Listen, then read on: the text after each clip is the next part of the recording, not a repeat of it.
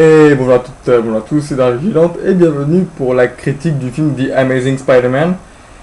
Donc j'ai été voir aujourd'hui, jour de la sortie, j'ai pas pu attendre, il fallait que je le voie. Donc ouais, donc on va y aller pour la critique du film. Alors là je vais commencer par l'univers général du film. Alors comme on s'en doutait un peu en ayant vu les bandes annonces, c'est quelque chose de beaucoup plus sombre que la trilogie de Sam Raimi, et un peu plus réaliste on va dire. Déjà, pour commencer, beaucoup de scènes d'action, ça c'est pas mal. Là c'est juste énorme, surtout les caméras, les scènes de caméra en Spider Vision, ça c'est juste terrible. Ça c'est vraiment génial. Après c'est comment dire, c'est vachement quelque chose de beaucoup plus réaliste. Déjà on a une innovation, c'est les parents de Peter Parker. Donc ouais, ça c'est vraiment pas mal. Non, franchement, c'est assez. Avant, c'est pas vachement développé dans les autres comics, là, c'est vachement respecté. Par contre, ça s'appuie énormément sur l'univers Ultimate. Parce que dans le film, les parents de Peter meurent dans. Bon, spoiler, hein, évidemment, grand risque de spoiler, si vous n'avez pas vu le film, n'y allez pas. Donc dans le truc, les parents de Peter meurent d'un crash d'avion. Et aussi, ils sont morts dans un crash d'avion. Il y a même une réplique tirée de Ultimate numéro 1. C'est quand l'oncle Ben dit à Peter, il lui dit tu ressembles à ton père et ton père était quelqu'un de très intelligent, machin. Et là Peter il le regarde plein de colère, il lui fait ouais, et mon père s'il est si intelligent que ça, il est passé où? Donc il y a exactement la même phrase dans le bouquin, je vous jure, c'est juste énorme. Donc ouais, pas mal de petites références. Par contre, deux trucs qui m'ont un peu choqué. Bon, premier, ça m'a pas trop choqué, j'étais assez content, on va dire. L'absence totale de Mary Jane, pas du tout. Norman Osborn, cité, et je vous le en dire un peu plus après. Norman Osborn, cité. Après, absence complète du Daily Bugle et de J. Jonah Jameson. Enfin, on voit un exemplaire du Daily Bugle qui propose une rançon pour une photo du lézard, mais c'est tout, quoi. Pas plus que ça. Donc non, franchement, sur bon film, assez sombre, réaliste, un peu à la manière d'un Batman de Nolan, qui s'inspire beaucoup donc des derniers, donc de l'univers Ultimate, comme je l'ai dit. Cette fois, ils ont respecté la mythologie du comic jusqu'au bout. Ils ont mis les web shooters organiques, ça c'est bien, c'est un bon point. Sam Raimi a dit que c'était pas faisable, mais en fait si, ça se fait très très bien. Enfin, faut se remettre dans le contexte de l'époque aussi. C'était il y a 12 ans, faut dire. Là, 12 ans plus tard, les trucs ont un peu évolué. Enfin, je suis sûr qu'il y a 12 ans, le film d'Iron Man ne serait pas passé, quoi. Alors que maintenant, c'est vrai qu'il colle, quoi. Mais non, les web shooters organiques dans le film sont plutôt bien amenés, c'est bien. Absence aussi totale de Harry Osborn. Pas cité du tout. Même à l'instar de Norman, lui, rien du tout. Après. Il y avait un truc sur les bandes annonces, c'était une réponse aux véritables origines des parents, enfin, qu'on en a à apprendre un peu plus sur les parents de Peter. Et le film, en fait, il balance quelques pistes, mais sans plus, quoi. Mais ça se voit que c'est vrai que dans le film, on entend souvent la phrase as-tu dit la vérité au sujet de ses parents aux petits. Donc on se doute bien qu'on n'a pas fini d'entendre parler des parents de Peter, surtout dans... Bah, j'en dis pas plus. Donc alors, je vais parler un peu plus de l'acteur, donc Andrew Garfield. Alors lui, il est super. Je crois qu'il a battu... Non mais lui, il a carrément battu Tobey Maguire dans tous les cas. Il est juste super. J'ai vraiment cru que c'était Peter Parker, quoi. Enfin, vous vous attendez à pas retrouver un Peter, un Spider-Man un peu plus... comment dire... Enfin, ça n'a aucun rapport avec la trilogie de Sam Raimi. C'est vachement plus réaliste, quoi. C'est juste énorme. Il y a une énorme différence. Là, c'est donc un Spider-Man un peu plus même quand il n'est pas encore Spider-Man, il trouve le moyen de tenir tête au cahier de l'école et c'est juste énorme, quoi. Donc, c'est vraiment l'ado de base qui devient Spider-Man, quoi. C'est plus comme le Peter Parker complètement débile. D'ailleurs, même pour conclure avec Gwen, il n'hésite pas à lui révéler son identité, quoi. Il n'hésite pas à lui révéler qu'il est Spider-Man. Pareil pour sauver un gamin, pour le mettre en confiance, il lui enlève son masque devant lui et tout. C'est pareil quand il se fait choper par la police voulait, enfin du moins le capitaine de police, George Tessy, le père de Gwen, voulait le coffrer et le flinguer. Il lui a enlevé son masque pour lui prouver qu'il pouvait avoir confiance en lui. C'est juste énorme, quoi. Donc, par contre, dans le film, il est censé avoir 17 ans, on a un peu du mal à y croire quand même.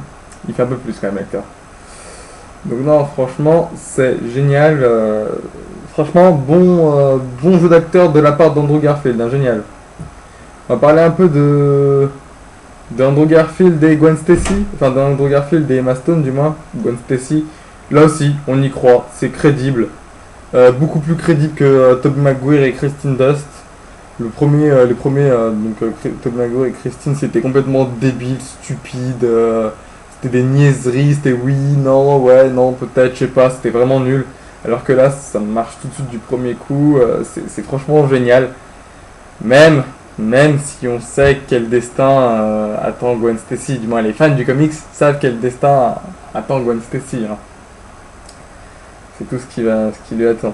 Mais franchement, là, c'est le touchant, complice. Non, franchement, vraiment un super bon jeu d'acteur de la part de Andrew Garfield et Emma Stone. Franchement, rien à dire. De toute façon, même les autres membres du casting, le lézard, il est super bien. Il joue super bien. Un professeur qui veut retrouver un de ses membres perdus, mais qui est prêt à aller au-delà de l'éthique scientifique. Là aussi, rien à redire. La folie, quand on voit la folie gagner quand tu deviens lézard, ça aussi c'est génial. Par contre, j'ai pas trop aimé le truc, c'est que en fait il se dope. Enfin, c'est comme s'il se plantait à chaque fois qu'il voulait se transformer en lézard. C'est comme une espèce de drogue en fait. C'est bizarre ça, mais par contre ça respecte bien le dessin animé ou comics quand il veut transformer carrément toute la population de New York en lézard. C'est vraiment bien. Justement, en parlant du vilain, j'ai lu beaucoup de trucs comme quoi il disait qu'il était pas réaliste, mais je suis désolé. Quand je lis un comics, le bouffon, même dans le film, ça fait pas réaliste. Le vautour, ça fait pas réaliste. Octopus, ça fait pas réaliste non plus, je suis désolé. Un mec déguisé en bouffon qui rigole comme un débile, qui balance des bombes sur un skateboard volant, c'est pas réaliste, je suis désolé. Un mec avec des ailes de pigeon et des griffes au bout, pas réaliste non plus. Un mec avec 4 tentacules dans le dos, 4 tentacules robotisés, c'est pas réaliste non plus. Alors, ne venez pas me parler d'un lézard géant qui est pas réaliste, ça non plus, ça l'est pas. De toute façon, dans les comics, le jour où tu trouveras un ennemi réaliste, appelle-moi, franchement. Là, je suis désolé, le bouffon, t'es pas réaliste, Octopus, il est pas réaliste, le symbiote, j'en parle encore moins, donc voilà quoi, fallait pas s'attendre à un truc extraordinaire. Le lézard, c'est vrai qu'il est bien fait. Moi, quand je l'ai vu au cinéma, j'avais l'impression d'un lézard réel. Mais voilà, quoi, sans plus. Par contre, ce qui est génial, c'est qu'ils ont gardé comme dans le comics, le côté intelligent enfin, pas le côté intelligent, mais une espèce d'humanité chez Connors. C'est-à-dire qu'il a toujours la volonté de transformer le reste en lézard, mais il a encore la capacité de parler, etc. Mais c'est vrai qu'il y a une scène, moi, c'est sans doute ma scène préférée. C'est quand il se bat avec le lézard dans le lycée et qu'il l'entoile quoi. Il lui grimpe dessus comme une araignée qui essaie d'entoiler et en fait il fait le tour du lézard dans différentes positions et il arrive à l'entoiler mais c'est juste énorme quoi, c'est juste magnifique. Ça c'était vraiment ma scène préférée quoi. C'est la scène du film que j'ai le plus adoré je crois. Après c'est vrai que au niveau bon, on a évidemment les scènes classiques, hein, la morsure de l'araignée. Et là, ça me fait penser qu'à la première fois qu'il y a la morsure de l'araignée, il s'embrouille avec une espèce de bande de skinheads dans le métro et il arrive pas à contrôler son pouvoir d'adhérence et du coup il les éclate tous avec une barre de métro. En plus, c'est marrant parce qu'il les éclate et il arrive pas à leur dire je suis désolé. C'est juste énorme quoi, c'est une scène qui m'a vraiment fait rire. Voilà, donc on n'échappe pas à la scène de la morsure, à la scène du meurtre, donc le Ben évidemment. Par contre, ça c'est énorme parce qu'après, Spider-Man il va devenir vraiment violent envers tous les criminels quoi. Il va massacrer tous les criminels qui ressemblent à celui qui ont tué son oncle uniquement pour le retrouver. On a également encore la scène, je sais pas si vous vous rappelez, la scène dans Spider-Man 1 de comment ça s'appelle de la trilogie de Sam Raimi où le mec du catch refuse de payer Peter et il se fait voler et après il dit à Peter t'aurais pu m'aider et Peter lui dit c'est pas mon problème. Bah là pareil, Peter va acheter une boîte de lait Et le truc, c'est que le mec, il lui dit, en gros, c'est pas, il lui dit, il te manque de l'argent, je te le donne pas, quoi. Du coup, Peter se casse, et là, le mec, il vole la caisse du commerçant, et le commerçant, il demande à Peter de l'aider, et Peter, il lui dit, c'est pas mon problème, je peux pas le savoir. Donc, on a toujours cette scène-là, voilà. Par contre, on n'a pas la scène, comment dire, on n'a pas la scène où Oncle Ben lui dit, un grand pouvoir implique de grandes responsabilités. Cette phrase, elle est pas citée. C'est assez étonnant, parce que c'est quand même une des phrases phares de la mythologie de Spider-Man, donc ouais, bof. C'est bizarre. Franchement, je m'attendais à ce qu'il la cite, et là, qu'elle est pas citée, je trouve ça un peu bizarre, mais bon. Mais bon. Bon, alors là, par contre, grand risque de spoiler. On va passer à la scène post-générique. Et là, il y a un souci. Parce que si on connaît pas l'univers Marvel, on sait pas que c'est lui. C'est impossible. Rappelez-vous, je vous ai dit que Norman Osborn, il avait été cité. Il fait une apparition et il n'est pas casté en fait. Il n'est pas dans le casting. Ce qui se passe, c'est que en fait, à la fin, on a Kurt Connors dans sa cellule. Et il y a un homme qui vient voir Kurt Connors et il lui demande s'il a dit à Peter la vérité au sujet de son père. Et Connors lui dit non et lui dit qu'il devrait le laisser tranquille. Et en fait, rien qu'à la voix du personnage, on sait que c'est le Bouffon Vert. Et quand on a cette scène, on se dit qu'en fait, on n'a pas fini d'entendre parler des parents de Peter et qu'ils ont vraiment quelque chose à voir avec Osborn. On sait pas quoi, mais ça se voit de toute façon qu'avec la façon dont ça se finit, Amazing Spider-Man 2 est assuré, quoi. Il n'y a même pas de question à se poser. Et là, on va voir le Bouffon. Et là, on aura un peu plus d'événements de l'univers classique que de l'univers Ultimate, parce que là, c'est très ultimatisé.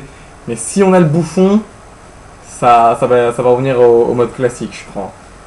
Parce que là, ça se voit. Enfin, si on sait pas que c'est, si on connaît pas l'univers de Spider-Man, on peut dire que c'est Mysterio. Mais c'est vrai que non, rien que la voix, ça se voit que c'est Osborn. Donc voilà. Voilà, bah écoutez, merci à tous d'avoir regardé cette vidéo de la critique de Amazing Spider-Man. Et je vous dis à bientôt. Salut!